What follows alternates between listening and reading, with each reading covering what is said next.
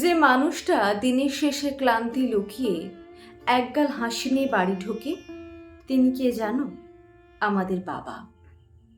হয়তো তিনি কোনো সরকারি কর্মচারী বা বেসরকারি অফিসের উচ্চ বেতনভুক্ত কর্মী নন, কিন্তু তার উপার্জন করা টাকাগুলোতে লেগে থাকে সারাদিনের ঘামের অক্লান্ত পরিশ্রম।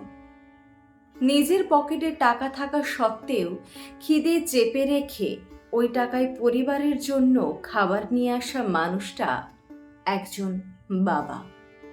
পুজোয় রঙিন ড্রেসে যখন আমরা ঘুরতে ব্যস্ত, বাবা তখন পুরনো জামাতেই হাসি মুখে অভ্যস্ত।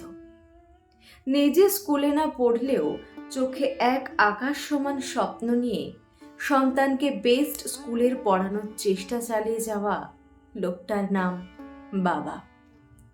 নিজের উপার্জনের টাকায় সবার চাহিদা মেটানোর অন্য নাম বাবা। অথচ আমরা 1 টাকার হিসেব রাখতে কি ভীষণ ব্যস্ত হয়ে পড়ি, তাই না?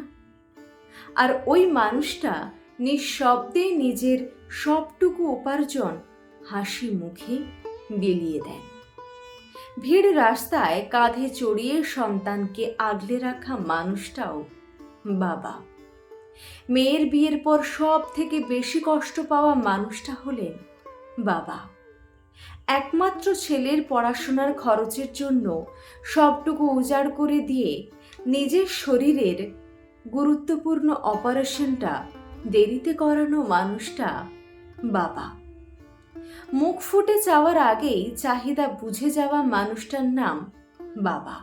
রাস্তা দিয়ে সন্তানের পাশে হেঁটে যাওয়ার সময় পৃথিবীর সবচেয়ে আনন্দিত ব্যক্তির নাম বাবা।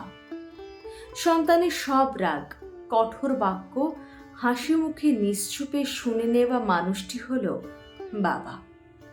পুত্র সন্তানের থেকেও কন্যা সন্তানকে বেশি ভালোবাসা মানুষটাও একজন বাবা।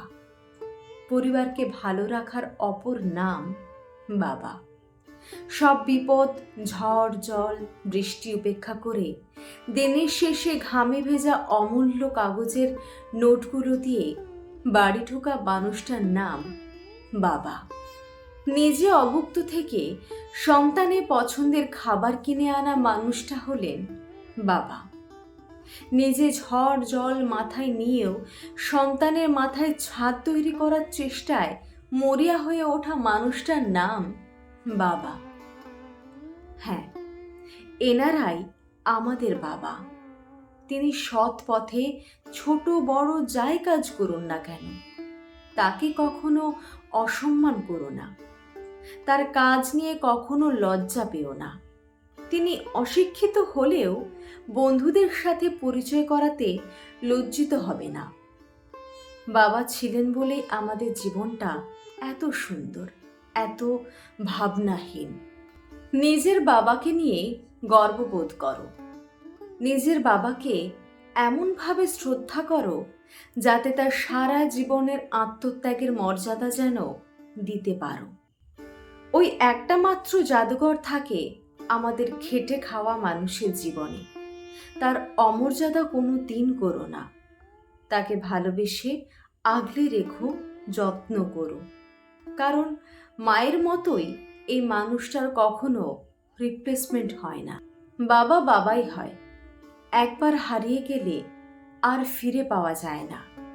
তাই বাবার জন্য তুলে রাখো এক আকাশ সমান শ্রদ্ধা আর ভালোবাসা। সে বাবা যতই হতদরিদ্র হোক না কেন। কলমে শর্মিলা বর্মন।